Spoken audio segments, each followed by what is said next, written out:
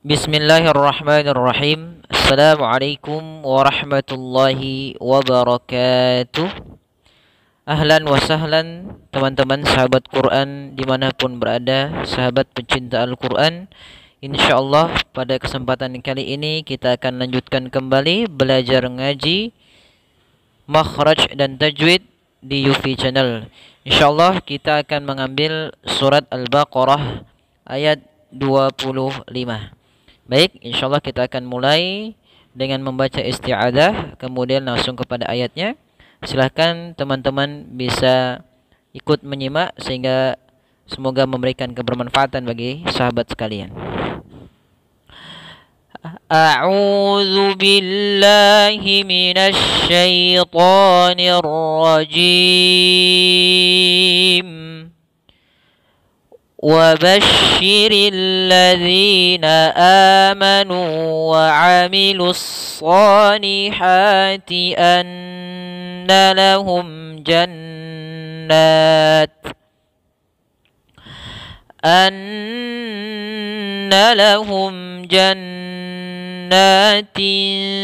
تجري من تحتها الأنهار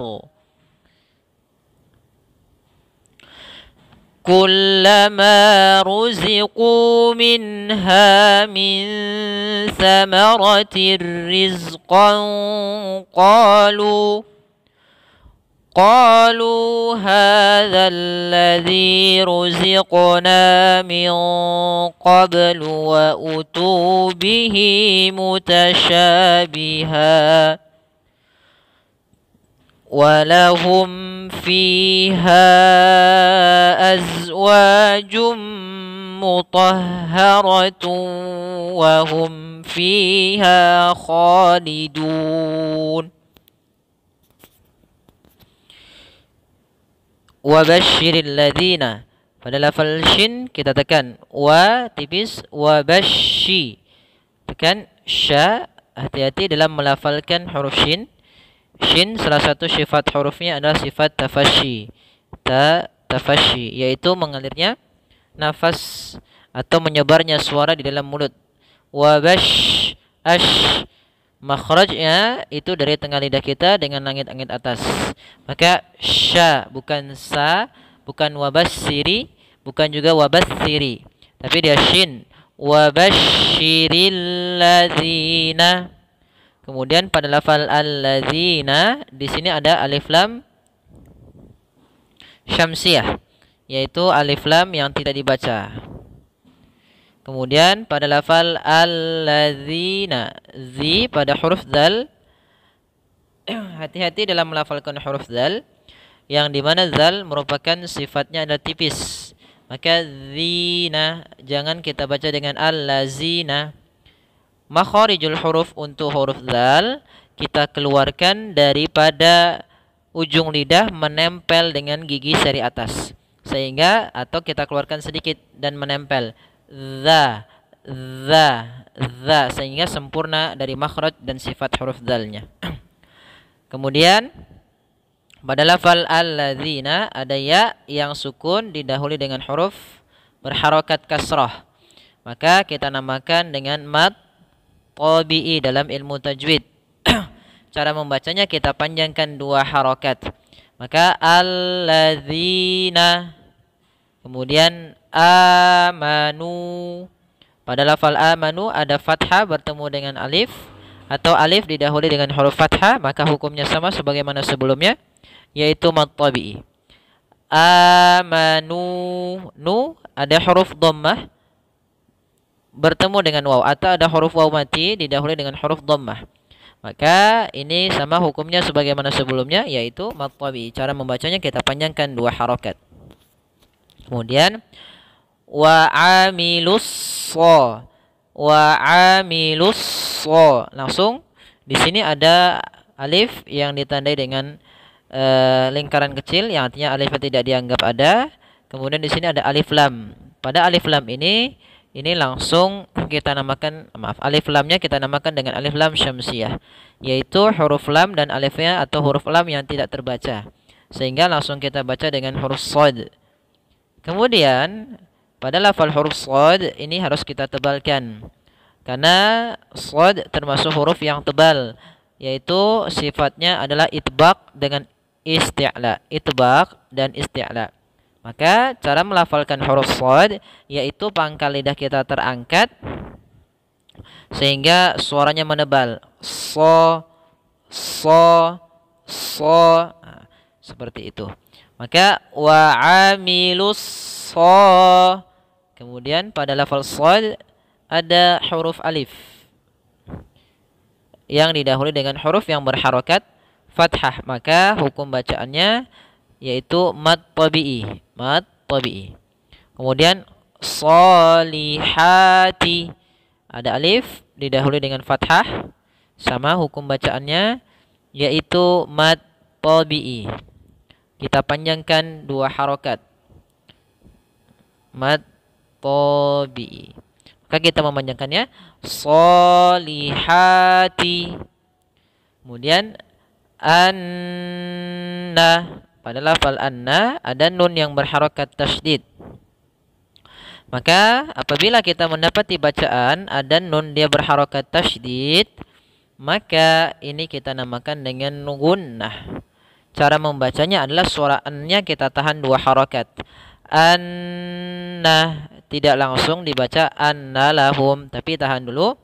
Anna lahum jannatin. Kemudian di sini ada huruf mim.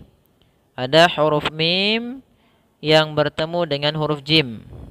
Apabila ini berarti berkaitan dengan hukum mim sukun. Apabila ada mim mati bertemu dengan seluruh huruf hijaiyah kecuali mim dan ba, maka hukumnya kita namakan dengan izhar syafawi. Maka cara membacanya harus jelas suara mimnya. Lahum jan, tidak ditahan, tidak lahum jannat, tapi langsung saja. Lahum jannat. Kemudian ada nun bertasydid. Maka sama seperti sebelumnya kita namakan dengan gunnah. Akan tetapi di sini berbedanya adalah huruf nun yang setelahnya itu panjang bertemu dengan alif. Maka di sini kita panjangkan dua harokat. Pertama langkahnya adalah menahan n-nya, baru n-nya ditahan lagi. Dua kali ya teman-teman. Jannatin. Jannatin. Kemudian pada lafal tin ini ikhfa.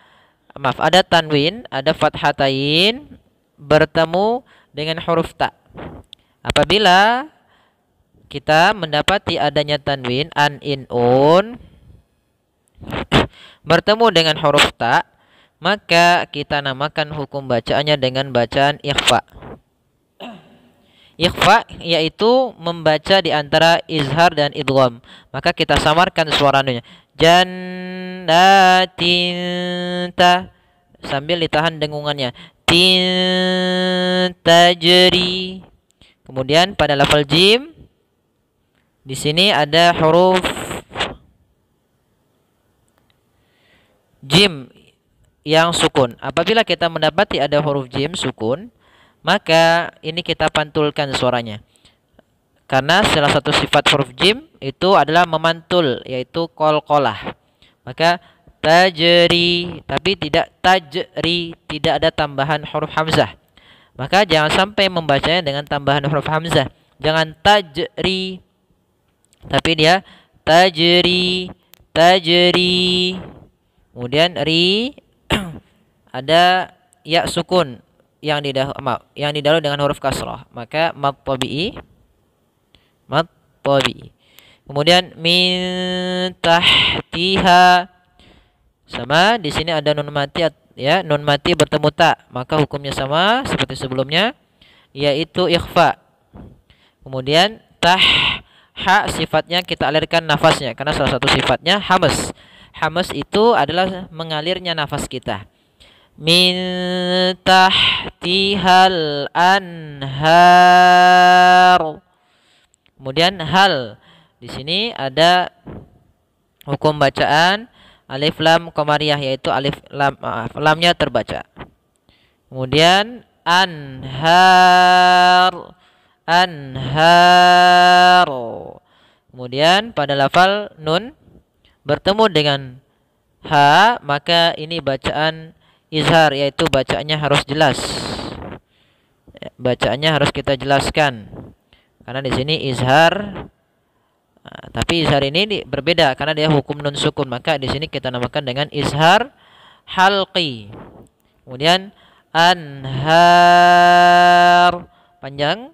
Di sini kita boleh memilih, boleh 2 harokat, 4 harokat, atau 6 harokat. Karena di sini kita namakan dengan mad arid lisukun.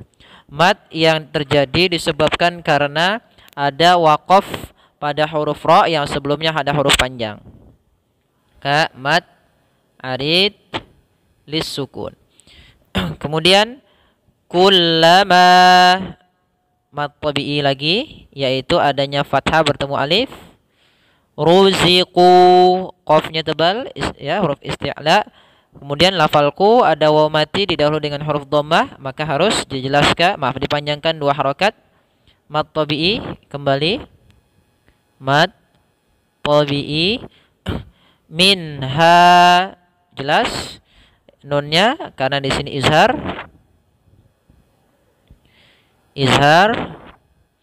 Kemudian min samaratin ada lafal nun sukun bertemu dengan sa. Ini hukumnya sama sebagaimana ketika bertemu dengan ta, tapi pelafalannya sedikit berbeda, yaitu kita samarkan langsung kepada makharijul huruf sa, yaitu ujung lidah kita sama dengan huruf zal tadi, menempel dengan gigi sari. Maka di sini min sa langsung min samaratir rizqan. Kemudian pada lafal tir rizqa di sini ada tanwin bertemu ra. Apabila ada tanwin bertemu ra, maka dalam hukum tajwid kita namakan dengan idgham bila gunnah. Idgham bila gunnah, yaitu kita langsung masukkan tanwin, suara nunnya langsung masuk ke ra dan suara nunnya hilang. Maka samaratir rizqan qalu. Kemudian jangan sampai jim zainya terbantulkan lijqan. Nah, ini salah. Tapi dia rizqan qalu.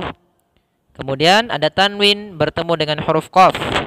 Apabila ada huruf tanwin bertemu dengan huruf qaf, maka hukum bacaannya sama sebagaimana bertemu ta dan sa, yaitu ikhfa. Kemudian qalu, qa mad tabi'i, lu sama mad tabi'i adanya fathah bertemu dona, ini mad tabi'i, ya, mad tabi'i. Ha sama juga mad tabi'i, ya, kita panjangkan 2 harokat, maka di sini mad tabi'i, mad tabi'i.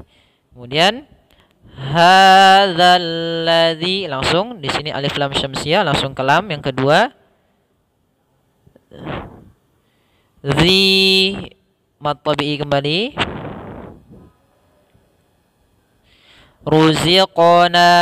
Ruziqona, maka di sini ada huruf qaf yang dia sukun. Apabila ada huruf qaf sukun di sini, maka kita namakan dengan qalqalah hukum bacaannya, yaitu memantul. Tapi memantulnya hati-hati jangan sampai terbaca dengan ruziqna, tapi tidak ada tambahan hamzah, tapi dia ruziqona. Nah, mad tabi'i kembali, kita panjangkan 2 harokat. Kemudian min qabl wa utu, ada nun sukun bertemu dengan huruf qaf sama, yaitu di sini hukum bacaannya ikhfa. Kemudian qablu sama sebagaimana ketika bertemu ada huruf qaf mati atau jim mati, yaitu qalqalah memantul, qalqalah. Wa utu bihi, utu, ya, di sini tu mad tabi'i, bihi mad tabi'i adanya kasrah bertemu ya. Nah, ini tanda kecil seperti ini namanya ya kecil. Ya, ini kita panjangkan atau kita namakan dengan mad tabi'i. Caranya memanjangkan 2 harokat. Mutasyabiha. Ya, Kemudian kita waqa, maaf, ada lafal lagi sya. Di sini mad tabi'i adanya fathah bertemu dengan alif kecil, mad tabi'i kembali. Kemudian ha, pada lafal ha di sini kita namakan dengan, kalau kita waqaf kita namakan dengan mad iwad. Mad iwad. Apa itu mad iwad? Mad iwad adalah mad yang dia menggantikan awalnya tanwin mutasyabihan, karena kita waqaf kita ganti menjadi panjang maka menjadi ha. Ya. Kemudian walahum, akan tapi kalau kita sambung nanti mutasyabihau langsung ke wa, jadi hukumnya idgham bi gunnah masuk ke waw. Walahum, kemudian mim matinya jelas. Di sini mim mati jelas ketemu dengan fa, yaitu izhar syafawi. Izhar syafawi.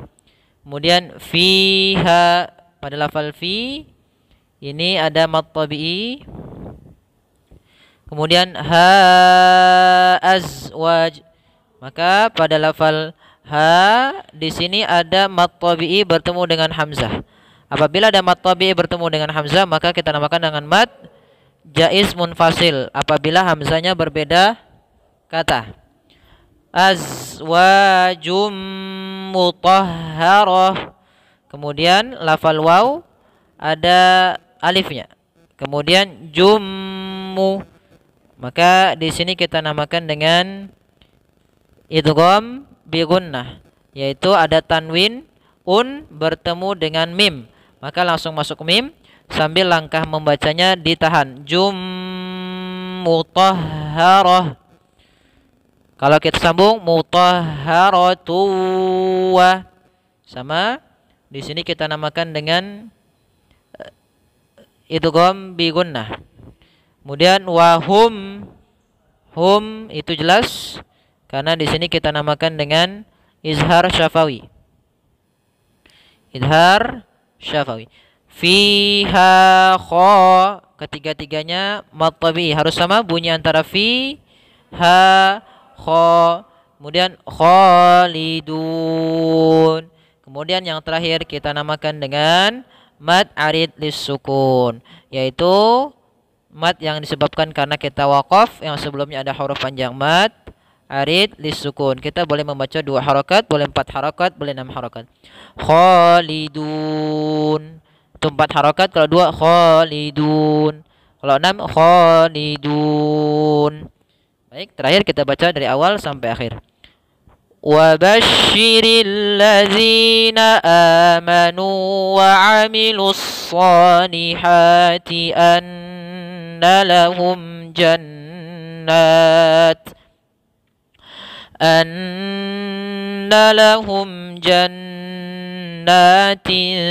tajri min tahtihal anhar كلما رزقوا منها من ثمرة رزقا